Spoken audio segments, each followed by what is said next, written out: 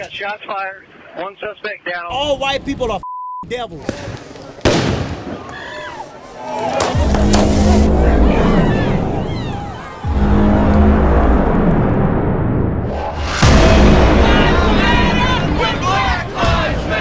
There's a pretty chaotic scene. You can see the crowds of people kind of marching down the street. Like when people kill the police, I'm against that too. Cops shot him for nothing. Now for the second straight night, Police say someone was shot. protesters are doing damage.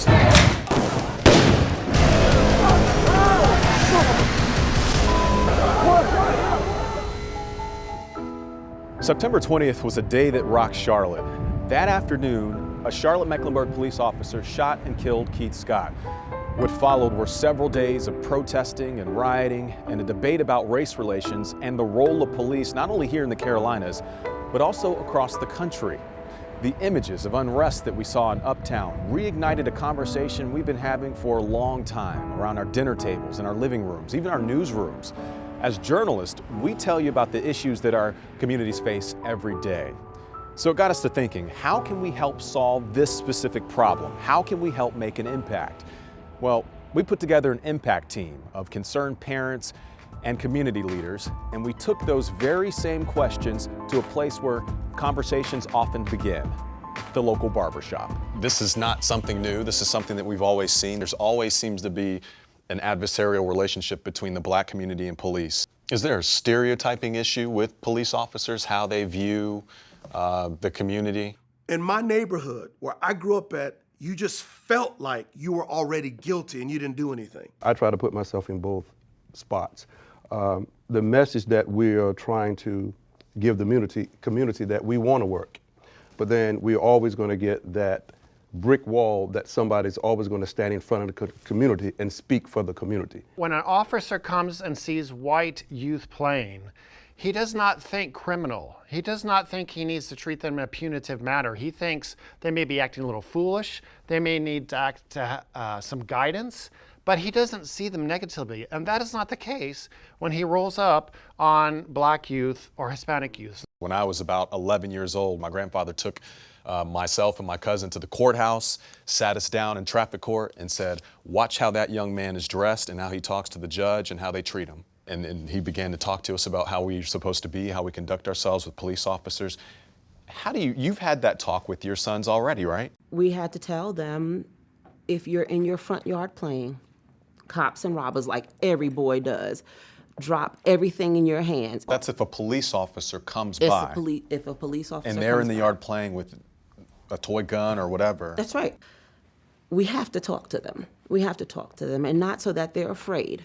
That's the first thing we want to dissolve. There's no fear here. Regardless of color, we all have some racism to deal with, and we all have to be humble and to work towards moving towards others and breaking down those walls. Gary, what's the biggest challenge between trying to have that kind of relationship with the community? It's commitment. Everybody's going to come out doing the riots. Everybody's going to come out doing the shooting. But where are you on Monday, Wednesday, and Friday? Or 2 weeks later. 2 weeks later. There is zero consistency in the community. And it's on us as well, because as elders, as we get older in the community, we pass that negative thought process down to the younger generation. And so what happens is you'll have some kids that don't even know why they don't like police. They just know that they don't.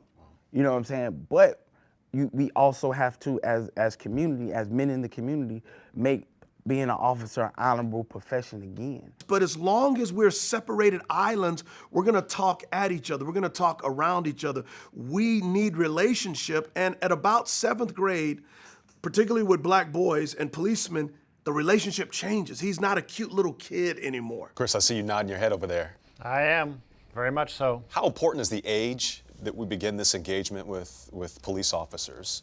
It's just like what Pastor Derwin said. At a certain age, there's a crossover in terms of how you see people. So it's really important to hit them 6th grade, 5th grade, 4th grade, right around that age, is they're really starting to understand things more developmentally, psychologically, and they're starting to understand, oh, this is a police officer, this is like what he does, this is his job.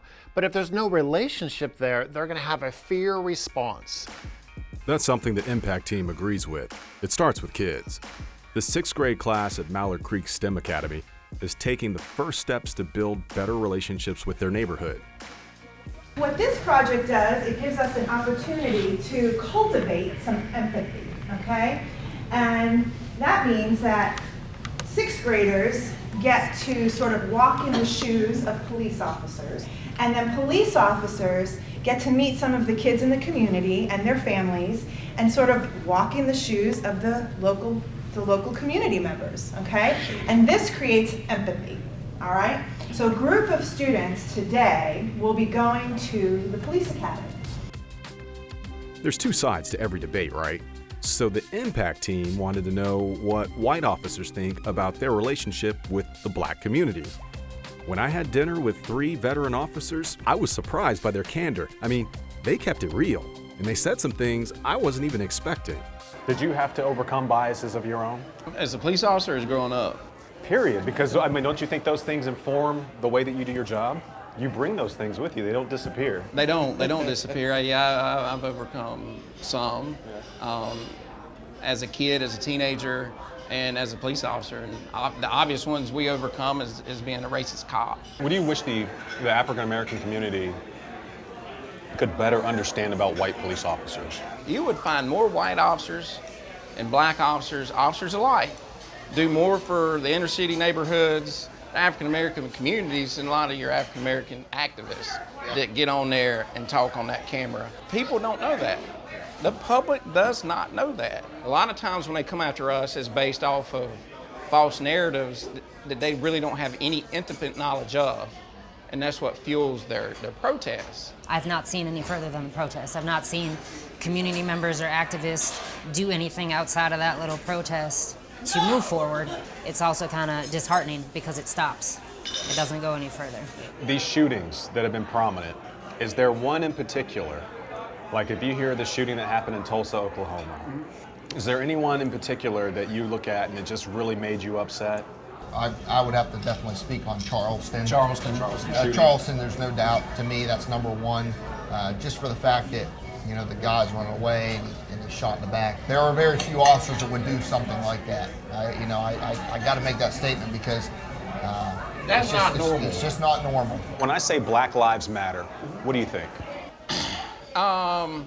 Potential that I think has been watered down. You have a very strong, nationally recognized group where they could do great things, but the only great thing that they want to do is come after us. One of the biggest communication barriers between the police and the community is that no one seems to be listening. So the impact team headed back over to the barbershop to hit up parents and kids to get their take. What do you think when you see these stories about the police? Do you think there's a problem? Well, I just think police are misunderstood because, like the parents said, they don't know what's going to happen when they pull people over. You think they're misunderstood? What do you mean by that? Do you think... Like, some cops have perfectly good reasons to, like, shoot people. What about you, Ashton? Do you think the police, do you think they have a difficult job? Yeah, I think they have a difficult job keeping other people safe because they also have to keep themselves safe. What is a bad cop? He does stuff before he thinks. So a bad cop does things before they think. I have seen people get beat up really bad by cops. So yeah, some cops I do fear. If they pull me over, yeah, I'm gonna be scared to put my window down for you. I've had some bad experiences with cops, but one of the things that I want to make sure that doesn't happen to them is that I don't relay some of my negative experiences with police in the past on them. I'm fearful every day for 2 boys. But again, you have to tell them, act like when you're at home. Be respectful. This ghetto persona of being bad is being cool. Right. And I think a lot of that happens, you know, at home, thinking that's a cool way to act. What do y'all want to see from the officers in the community? You have to start in middle school. Show them what it's like, not just what they see. Give them a first-hand experience of what the job does. It is an honorable profession. It is also a difficult profession too. We want to build respect, but we don't want there to be fear because the police are here to protect and serve. Guess who's coming to dinner? From the kitchen table to the living room couch, our frank conversation about race continues. Why can't the playing field be level? And why can't our children be treated equally? Our sixth graders are now on the bus. What happens when they go through the same intense, real-life training police officers do? It's time to trade places. We'll see what happens when the kids step into the cop's shoes a little later. First, a conversation where a lot of conversations start, the couch and the kitchen table. Fresh off of my candid discussion with Officer John Frisk, he's now in North Charlotte to visit Erica Frazier and her daughter Gabby, one of our sixth graders. For Frisk, this is a no-holds-barred conversation to get a first-hand account of some of the worries many families face. Hey, how are you? Erica Frazier. Erica, nice to meet you. Nice to meet you. Nice to meet you. I'm Gabby. Gabby. Nice to meet you. Brought y'all something. How y'all How doing? you doing? John I'm Mark Frazier. Frazier. Mark Deshaun is Frazier. my son. Gabby's Nice my to meet niece. you. How you doing? How you doing? John Frazier. In the officers' minds, you can have a group of white males doing something, and then you have a group of black males doing something. They're doing the same thing, but the black males typically are approached differently. Why is that? You know, I don't know if it's just because of over the years of training throughout the country in police culture that, you know what, you get this image of, hey, if there's 3 or 4 or 5, 6 black kids standing on the corner, that they got to be doing something wrong. But that's probably part of the problem. The message we have to give our children is you have to behave differently. Because if you don't behave differently, then your consequences will be fatal. That's a hard pill to swallow as a mom, because it's like, this is the message that's being given to my children, and I'm concerned about that. When Keith Lamont Scott was killed and the riots happened, tell me how you felt. The first thing I said was, I could see this happening in Tulsa, because in Tulsa, where the female shot the guy and he had his hands up and there was no weapon involved, I can understand that. But the crazy thing about it was, we didn't see any crazy looting and rioting in Tulsa, but we saw it here, and there was a gun involved.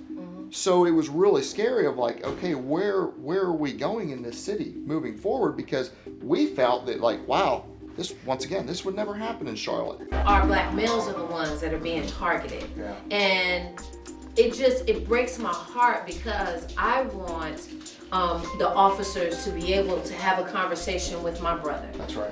And not immediately assume because he's dressed like this, he's a threat. Across the nation, I think if we want to see a shift and a change in attitudes and perceptions, I think that relationships have to be built. That's the biggest thing. You're exactly right. You know, officers need to have developed relationships with their people in their community.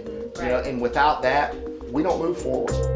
Building relationships, that's something our communities, families, and police both agree with. So the Impact Team took what they've learned and they're putting it to the test. Our sixth graders are arriving at the Charlotte-Mecklenburg Police Training Academy, where they're about to get a front row seat to what being a cop is really all about. We're really excited to be able to be here today and in this collaboration, because I think it's a fantastic project, and will change the future, I think. That's So great. I'm glad we're getting them young. Well, sixth grade, I think. Yeah. It just opinions get shaped so quickly and so young, and it's really important for us to kind of get out in front of that stuff. So my name is Rob Dance. I am the captain and the training director here at the Charlotte-Mecklenburg Police Department. My job is to oversee all of the training for police recruits. One of the things that the police department is really pushed for, and what we're trying to do, is to be transparent. Oftentimes, we don't do a great job explaining ourselves of why we do what we do. That often leads to confusion, sometimes frustration. So in this environment right here, the officers were told to go out and focus on an area that had residential break-ins. Let's see what happens. What's up, guys? Don't mind if I talk to you for a second? Do you know they live there, or you just think they live there? I'm pretty sure they live there because it seems, I think. Okay, reasonable. Why don't you tell me what their names are? You don't know? Do you know their names? What apartment do they live in? You don't know? Okay. Well, let me ask you this. Do you think that this officer knows exactly where they live? No. It turns out that these two students right here, They're A students. This is what we ask our officers to do each day, to get out and to talk with people and to make sure they're not committing crime, to make sure that you are safe. When we go down to the simulator in just a few minutes, you're going to have to navigate through a situation without knowing who the person is, if they're a good person or a bad person. Taser, taser. From tasers to traffic stops, our 6th graders go from students to cops. We're giving them a first-hand look at policing they've never seen before. Put your right hand up where I can see it. The Mallard Creek 6th graders are wrapping up their training in the classroom, but it's what happens outside of the classroom that really puts police officers to the test. So now the students are going to get a chance to see what it's really like to be on the streets. You're actually going to get to see a taser fire. All right, so follow me. This is the device itself. We hold it like a firearm. You can see when I turn it on, you'll see 2 little dots right there, okay? A first shot, taser, taser, taser. It's so loud. We got to see how they reacted to traffic stops. There's going to be some tough decisions that you're going to have to make. Both virtually. What are you going to do? Ma'am, get out the car. So you may have shot someone that didn't have a gun? And on the course. All right, so you've made the traffic stop. So what we're gonna do is we're gonna get out of the car, so undo your seatbelt, hop out. All right, so shut your door. What I always tell people to do, see how she's looking around? Tell her, you're gonna have to scream loud, but you got to tell her to put her hands on the steering wheel. Please put your hands on the steering wheel. Now, do you know how you look when you walk up that car? You walk like this. Why'd you walk like that? You know what was gonna happen, did you? A little nervous? Yes, that's what the officers feel the same way. We call this positive vehicle contact. I want to come up and put my fingerprints on the back of the car. Touch the trunk. What's the problem, officer? And put your whole hand on it. That way you get all 5 fingerprints. What's the problem, officer? My name is Michael Hart, and you get stopped for... Wait, what? It wasn't me. May you taste the fight with B-50, please? Good job, good job. That's good. Good job, That's young good. man. Ma'am? Yeah? Please put your 2 hands in the air. I'm getting you my license, officer. Please come out. Ma'am, take your right hand out from behind you. Ma'am, put your right hand up where I can see it. What? What did you just put in your waistband? Nothing. Turn towards me with both hands in the air. Ma'am, do not move. There's a gun in your waistband. No, ma'am, you're not. Okay? Keep your hands up in the air. Keep your hands up in the air. Slowly get out of the car with both hands in the air.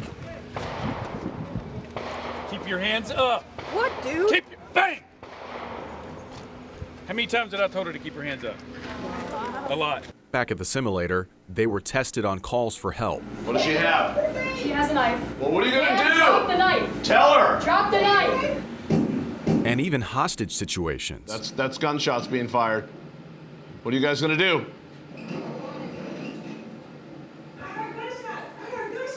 What are you going to do? Put him down, sir. What are you going to do? Let him go, sir. Seeing firsthand how actions can impact the cops' ability to protect and serve their neighborhoods. The lesson here is that we can't rewind a situation. Did you try to do the right thing? Yeah. Did you try to do the right thing? Yeah, I tried to wait for her to not. Sometimes trying to do the right thing, right, and it ended up being the right thing isn't always the same. Then up next, their parents. Sir, get your hands out of your pocket. Want some? Sir, put the knife down. Put the knife down. You sure it's a knife? Okay. Sir, put the weapon down. The same encounters, Get back in the car. but different reactions. Right, so you're 15 feet away, and you see how hard it was to see what was in his hands, right? Yes. A role reversal that helped change perception. Oh, Lord, I done shot the baby. Then it was my turn to see what I would do. Okay, I noticed you have your gun out right now. Now, would you have your gun out if you stopped someone for speeding? Probably not. Okay. You want to be ready, right? I want to be ready. But we can't all the time be ready. Exactly. Because of perception. I need you to calm down, sir. Why don't you know what's in his hand? Tell me what's in your hand, sir. So that knife right there, okay, in a half a second, that right there would have been your life over with. Did trading places work? Our cops and kids fill us in on some of the lessons they learned. Found out what you guys have to go through every day. It was scary. And the Impact team comes together for some final thoughts.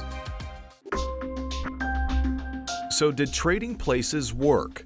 Let's listen in on what the kids really learned after their dramatic police training. We just wanted to kind of gather our thoughts after what you guys experienced today, and just talk out loud about a couple of your experiences, point some things out that we saw today. What did you guys think about the simulator? It was hard because you kept telling him to put the gun down, but his anger was like, he went and put the gun down. It was just like confusing. I actually found out what you guys have to go through every day. It was scary. We have preconceived notions about the police, and sometimes young men feel like, okay, here we go again, they're gonna harass me, they're gonna shoot me or whatever. My perspective has changed a lot because initially I kind of went into this like, you know, there has to be something that the police could do to police differently. Just by going through the simulator, I can have another perspective on the way that you guys think and your decision that you make, and it was a great experience. You saw some of those situations, if you tell a person 2 or 3 times to drop the gun and they don't, you've got to wonder what's going to happen next. I can see how y'all showed us how hard it is when y'all have to go out on the streets and deal with that and serve your time to protect us. Now that I did the simulator, I kind of understand what these cops are going through, such as like the decisions that they make. You've just said out loud what the whole exercise,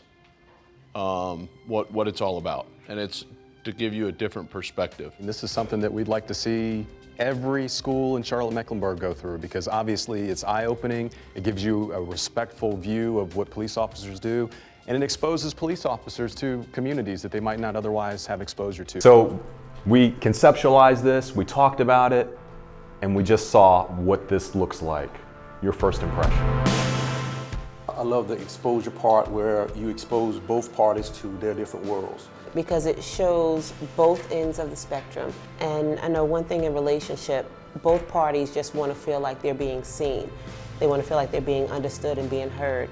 We're people, we're human. I think it's a great start. There's been many things that have been tried, but the key is, where's the consistency? Like, it's gonna have to be consistent. That can't be the only time that officer goes to that house when the cameras is there. Breaking down those barriers like we did, if nothing else, the mother or the grandmother who were police, but when she went through the academy, it's like, now I understand. And what's so great is we look at that grandmother, now her story's changed. Now she can tell her grandkids about the time that she went to the training academy. She's that messenger to the neighborhood, and that's what I look for, that messenger to say, stop what you're doing, come in, visit my house, then go back out to be that messenger. I think, like you said on the video, every kid, every school needs to go through that. I think that needs to be a field trip where their parents go through that, because it changes your perspective. It is such a big issue to wrap your arms around, right? But I feel personally that in a small way, we've gotten together and we've introduced a concept to dissolve a barrier that kind of sets the table for us to all sit down together at this table and begin the process where we need to move.